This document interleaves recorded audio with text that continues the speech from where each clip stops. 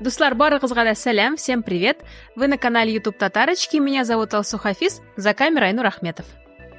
Исәнмесез, дуслар, бөтенегезгә сәлам. Сегодня мы продолжаем нашу серию подкастов о известных личностях, и раз уж первая серия у нас была про мужчин, то сегодня серия будет про женщину. Вау, Алсу, неожиданно. Что будет третьим, ты скажешь? Сегодня у нас серия про животных, мы уже проговорили про людей. Инопланетяне-татары, 4-й выпуск, погнали. Представляешь, есть где-нибудь планета, где все говорят только на татарском. Мы расскажем о трижды народной артистке Татарстана, Башкортостана и России.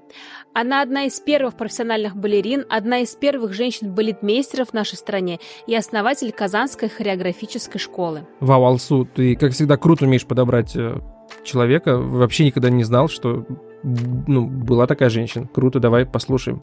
Такая женщина точно была. Ее звали Нинель Юлтыева. Она дочь известного башкирского писателя Даута Юлтыева. И так получилось, что и его корни, и корни его жены, мамы Нинель, из современной Оренбургской области. Ну а если вы смотрели наш первый выпуск, то знаете, что он тоже про выходцев из этого региона, про купцов Хусаиновых. А я тебе, Алсу, скажу больше. Я тоже связан, получается, с этим именем.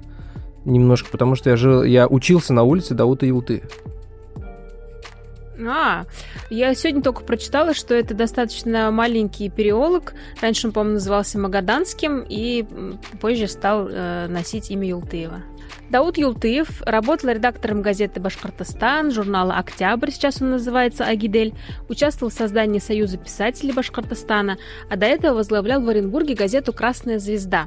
Это самая первая газета, которая опубликовала стихи Мусы Джалиля. И даже в воспоминаниях семьи Юлтыевых есть эпизод о том, как Джалиль пришел в редакцию газеты и читал свои стихи Дауту Юлтыеву.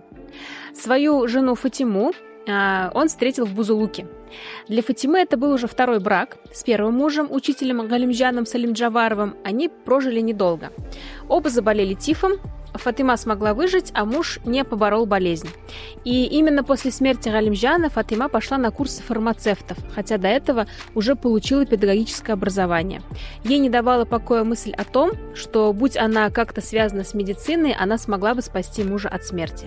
В тот же год, когда Даут Юлтыев встретился со своей будущей женой в 1921-м, ему удалось попасть на прием к самому Ленину и добиться подписания важных для Башкортостана бумаг, в том числе касающихся издательского дела. Тогда он дал себе слово, что назовет дочь Нинель. Так и случилось, только сначала у него родился сын Тан, и только потом Нинель. Айнур, ты понимаешь, как имя Нинель связано с Лениным?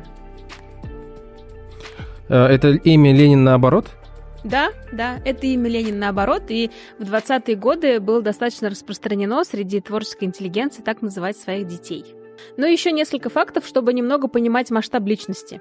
Даут Юлтыев вместе с режиссером Михаилом Ромом работали над сценарием фильма «Салават Юлаев», а премьерой его песни «Карагыл» открылся Башкирский драматический театр. А в Центральном издательстве народов СССР Даут Юлтыев возглавлял башкирский сектор.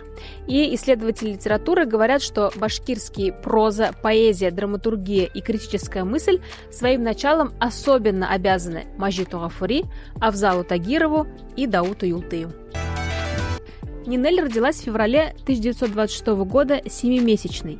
В своих воспоминаниях она пишет, что была такой слабой, что даже плакать не могла. А бабушка постоянно говорила: «Мына шайтан алмаштырган, бу кыз улящак». Но маме Фатиме удалось выходить девочку. В Уфе семья жила в деревянном двухэтажном доме. На его месте сейчас стоит здание Курултая. Рядом была и школа, где стала учиться Нинель.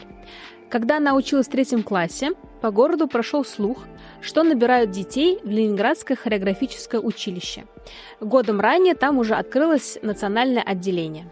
Когда в Уфу приехали педагоги из Ленинграда, на просмотр пошла не только Нинель, но и дочь Сары Садыковой, Альфия Айдарская. И обеих девочек взяли учиться. И, соответственно, увезли в Ленинград. Первым балетом, который увидела Нинель уже в столице, стал Бахчисарайский фонтан. По ее воспоминаниям, в тот момент что-то в ее душе перевернулось, и она поняла, что теперь балет – ее жизнь. Одним из организаторов национальных отделений в Ленинградском училище был Александр Ширяев. И он был достаточно близок с семьей Юлтыевых. и даже останавливался у них, когда бывал в Уфе. Так случилось и в июле 1937 года. После первого года обучения группа, в которой училась Нинель, приехала в родной город с творческим отчетом. С ними, конечно, приехал и Ширяев. После концертов он уехал обратно в Ленинград с пожеланиями увидеться с Нинель через месяц, в начале следующего учебного года. Ну а в тот же вечер в квартиру Юлтыевых пришли с обыском и арестовали отца, Даута Юлтыева. Еще за год до этого его сняли с поста главного редактора, он отошел от общественных дел и все больше занимался только писательством, как будто чувствовал, что нужно много доделать.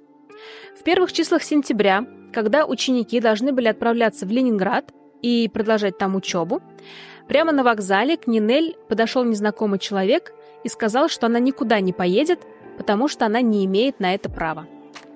По воспоминаниям балерины, эту сцену молча наблюдали Файзи Гаскаров и другие сопровождающие, но ничего не смогли сделать.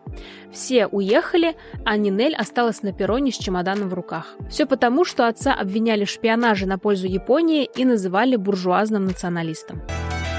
Так девочка осталась учиться в Уфе в обычной школе, семью выселили из большой квартиры на улице Ленина в проходную комнату в старом доме, имущество конфисковали.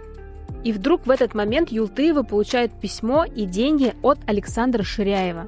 Оказывается, он узнал о случившемся и договорился, чтобы Нинель снова отправили учиться в Ленинград. Через несколько дней, как Нинель уехала, арестовали ее маму Фатиму. Брата забрали на воспитание родственники из Бугуруслана, а заботу о Нинель взял на себя Ширяев. Через несколько лет Нинель восстановит связь с мамой. Как оказалось, она сидела в мордовских темниковских лагерях как член семьи врага народа. С дочерью они увиделись через 3 года после ареста, а на свободу Фатима выйдет еще только через 7 лет после этого.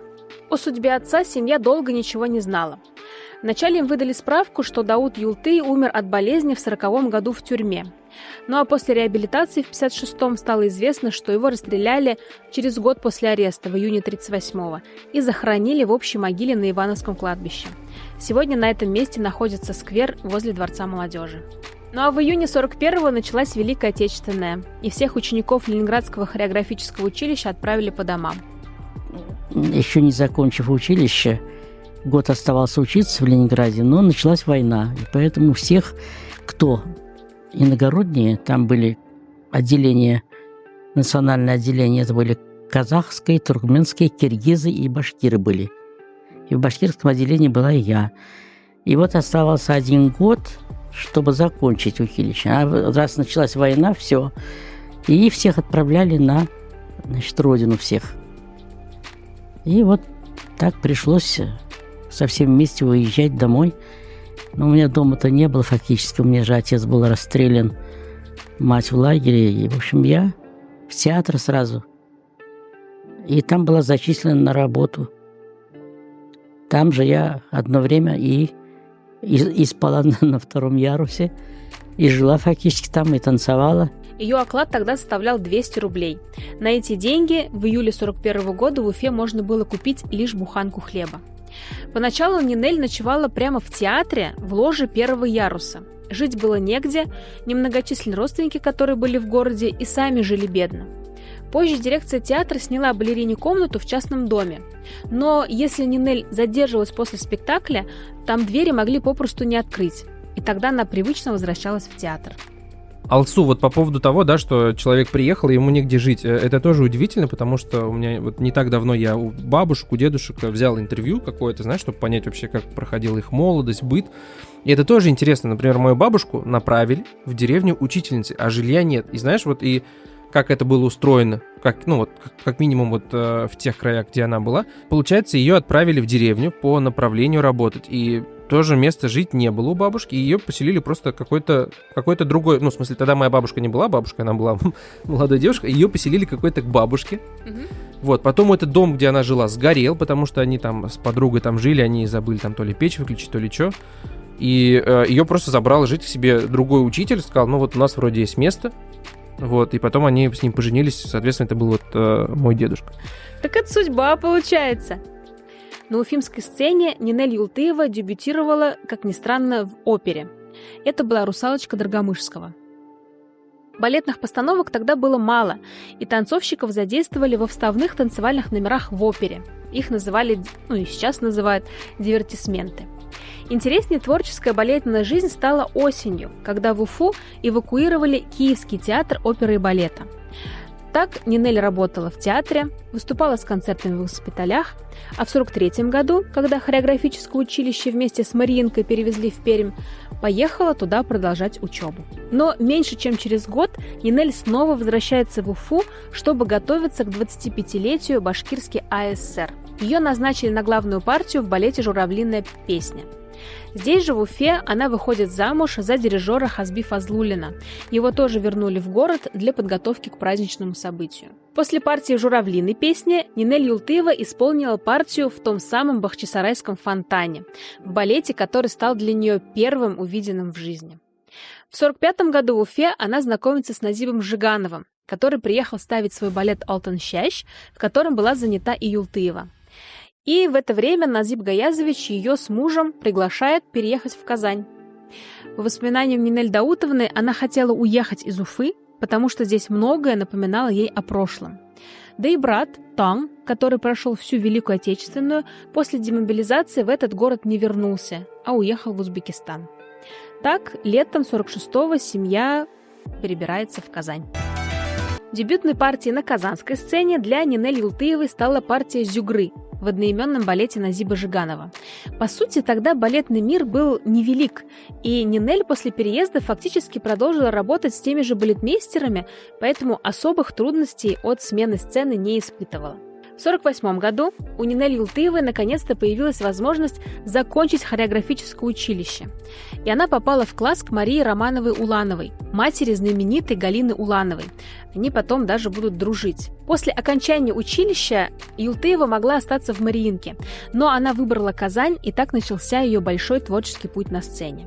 На тот момент в Казань уже приехала ее мама, освободившаяся из лагеря. Через год у Нинель родился сын Мансур, и мама, которая стала уже бабушкой, помогала ей с ребенком, ведь Нинель уже через месяц после родов приступила к репетициям. Кстати, вот по поводу декрета тоже, да, у бабушки я спрашивал, в то время, вот, хотя говорят, что декрет придумали в СССР, это как бы так и есть, но декрет тогда был совсем не такой, как сейчас, да, когда там конечно. можно годами сидеть с ребенком, 56 дней, если я сейчас не путаю цифры, и все, и работать. И неважно, кто у тебя дома там есть, бабушки, дедушки, есть, нет, были ясли. Ребенка часто... Слушай, не везде были ясли. В той же самой деревне, откуда там ясли?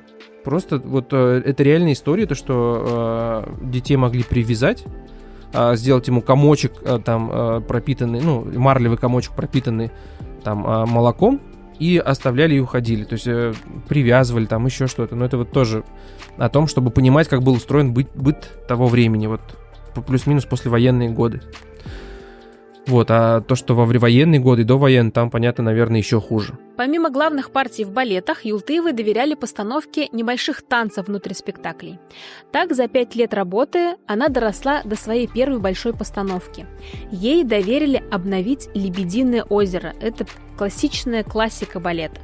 Юлтыева поставила балет в редакции Владимира Бурмейстра к открытию нового здания театра на площади Свободы в 1956 году. Там этот театр сейчас и находится. Главная партия в этом балете, партия «Одеты Адилией», одна из самых любимых Нинель Юлтыевой, как она сама вспоминает. Она танцевала ее более 200 раз и говорит о ней вот такие слова. «Мне больше нравится выходить на сцену Адилией. Танцевать зло всегда интересней, потому что оно всегда колоритнее, там больше оттенков и нюансов.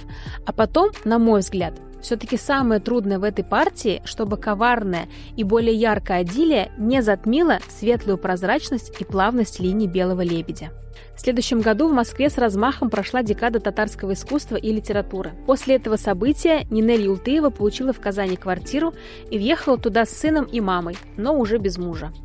И там же появилась Надя или Надюша, помощница, которая всю жизнь проживет у Юлтыевых почти 4 десятка лет. Век балерины недолг, и в 40 лет Нинель Юлтыева вышла на пенсию. В день ее последнего спектакля коллеги подарили ей деревянный брусок. Они выпилили часть сцены Татарского театра оперы и балета, и все на этой деревяшке расписались. Слушай, крутой подарок на самом деле. И не затратный, с одной стороны, но и такой как бы очень символичный. Масштабный. Нинель Даутовна после выхода на пенсию решила получить педагогическое образование, снова в Ленинграде, но уже в консерватории. Но узнав об этом ее решении, худрук Ленинградского хореографического училища Юрий Лопухов предложил поступить ей на балетмейстерское. В итоге Нинель Даутовна училась одновременно на обоих отделениях, да еще и преподавала в училище. Кроме того, в этот период ее назначают главным балетмейстером Татарского театра оперы и балета. И заканчивать обучение ей пришлось заочно, и специально для нее сделали исключение, потому что вообще-то это не разрешалось. К этому времени Юлтыева второй раз вышла замуж за артиста балета Наиля Сарварова. Он был младше ее на 20 лет. Она вспоминает, что в связи с этим на нее писали рапорты в театре, мол, она его как-то продвигает. На что она в своих воспоминаниях пишет: «У Сарварова было свое амплуа, свой репертуар, который он танцевал бы независимо от того, поженились бы мы или нет. И замуж за него я не рвалась.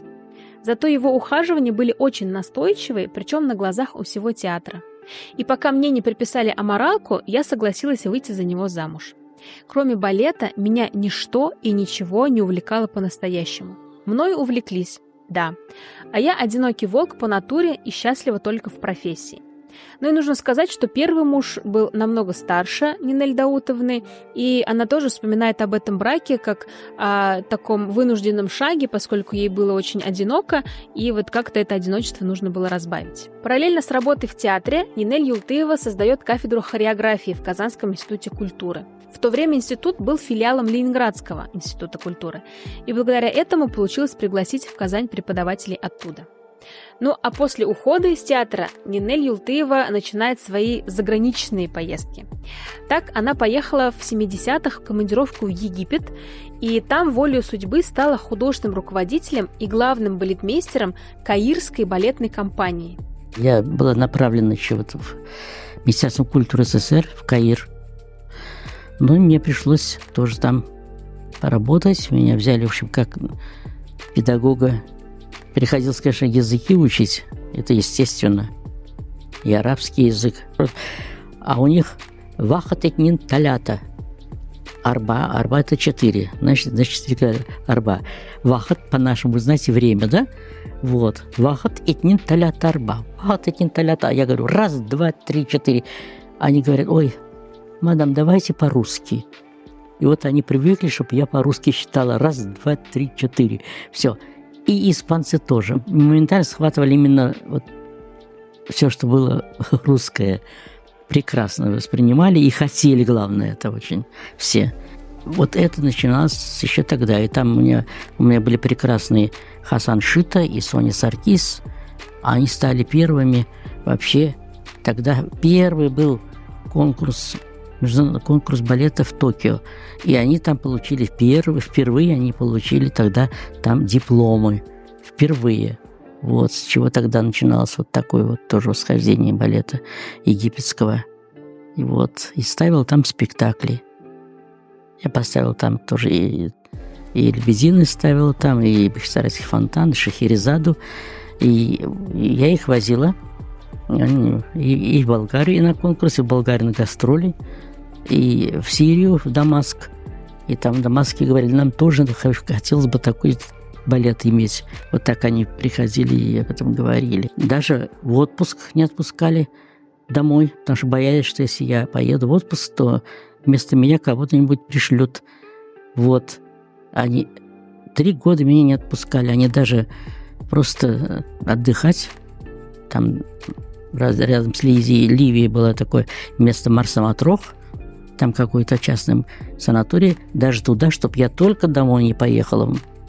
Вернее, чтобы я не вернулся в Москву, чтобы вместо меня никого не прислали. Об этом периоде жизни у Нинель Даутовны есть достаточно интересное воспоминание. В составе каирской труппы были христиане, мусульмане, иудеи, католики. И это, пожалуй, единственное, что создавало трудности в работе.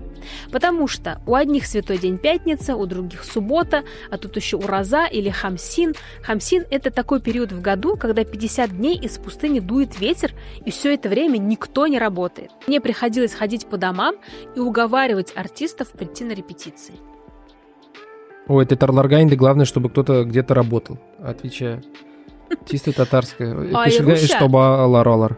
Айруша татар хатын кызларга.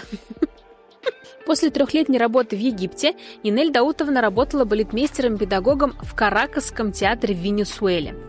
Прилетела она туда в 1981 году, и в самолете ей даже вручили грамоту о том, что она впервые пересекла экватор. Венесуэла, там тоже открылся театр. Тереза Карин ее назвали. И вот приехала группа из Аргентины. Хорошие были тоже ребята, и там среди них был мальчик, 14 лет был ему, Хулио Бокка. Очень-очень способный и очень трудолюбивый был мальчик, у которого абсолютно, вот на удивление, все, что ему, любое замечание моментально исполнялось, и причем на очень хорошем профессиональном уровне, на удивление. В 1989 году умирает мама Нинель Юлтыевой. Нинель сама возвращается в Казань и начинает работать над созданием в городе хореографического училища. Потому что, я думаю, понятно, что когда нету своей школы в городе, то и кадров соответствующих для постановки в балетах нет. В тот момент уже работало хореографическое отделение при музыкальном училище, но ученики занимались в ужасных условиях. Поэтому одним из главных требований Нинель Даутовны было подходящее здание. И его дали. Им стал старинный особняк на улице Толстого. С 1993 года и по сей день здесь работает хореографическое училище. Юлтыева трудилась в нем худруком с 1998 года. Я тут тоже набрала детей с 9-10 лет, искала людей по Казани. Набрала их в 1956 году. И сама их отвезла в Ленинград. И там открыли наше отделение татарское, в котором преподавали Найма Валеевна, наша Болтачеева. Она там балерина была, артистка балета, и Кумысников Бары. Вот они там были педагогами тоже нашего татарского отделения. Потом они уже закончили. В 1965 году приехали. Я еще была балетмейстером театра. Я вот этих же уже взрослых балерин и танцовщиков вводила уже в спектакль, который шли в театре. Сейчас они все уже и народные артисты, заслуженные артисты. И Гайнуллин Камиль, заслуженный артист России. В общем, они все хорошо протанцевали. Они сейчас уже педагоги все тоже у меня. Единственный сын Мансур умер еще при жизни Нинель Даутовны. Его семья, жена и дочка Эльза Спектор-Фазлуллина с 1992 года живут в Израиле. У Эльзы есть своя школа танцев. Она называется Спектор Дэнсинг в городе Лод в Израиле. Судя по фотографиям в соцсетях, она и сейчас, после смерти бабушки, продолжает приезжать в Казань. Нинель Даутовна не стала на 89-м году жизни в ноябре 2014 года. А в прошлом году на здании хореографического училища в Казани открыли памятную доску, посвященную Юлтыевой. И чтобы немного дополнить картину об этой личности, вот несколько интересных фактов из ее жизни. Ученицы Нинель Юлтыевой, а позже ее коллеги по училищу вспоминают, что Нинель Даутовна была невероятно азартна и любила лотереи, розыгрыши и лото. А на досуге она разгадывала кроссворды. У Даута Юлтыева, отца Нинель Даутовны, есть роман «Кровь» о Первой мировой войне. Первую часть этого произведения издали еще при жизни писателя, а вторую часть забрали после ареста. И только после его реабилитации жена Фатима и дочь отыскали эту рукопись и смогли ее опубликовать. Не раз за свою жизнь Нинель встречалась с Рудольфом Нуриевым, в том числе и в Казани, когда он приезжал сюда в 1992 году дирижировать «Щелкунчиком». По ее воспоминаниям, худрук балета и директор театра обратились к Нуриеву с просьбой дать его имя балетному фестивалю в Казани. Теперь говорят, что Рудольф якобы дал свое согласие, но по воспоминаниям Юлтыевой он тогда промолчал. А еще одна из уфимских сестер Юлтыевой, Рауза, работала воспитательницей в детском саду, куда ходил Нуриев. О Нинель Юлтыевой написан художественный роман «Нинель». Его автор – башкирский писатель Тайфур Сагитов. А еще есть книжка воспоминаний самой Нинель Даутовны, она называется «Адажио моей памяти», и, в принципе, она и стала основой для нашего сегодняшнего выпуска.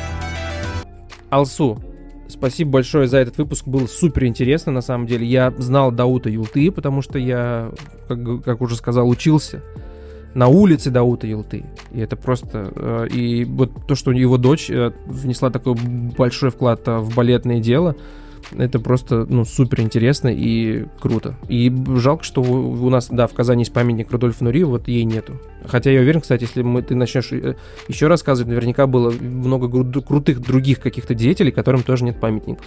Слушай, в Казани вообще нету памятника женщинам, памятников женщинам. Есть бюст Магубы Сартлановой, героя Советского Союза, и есть скульптура в Людском садике бабушки.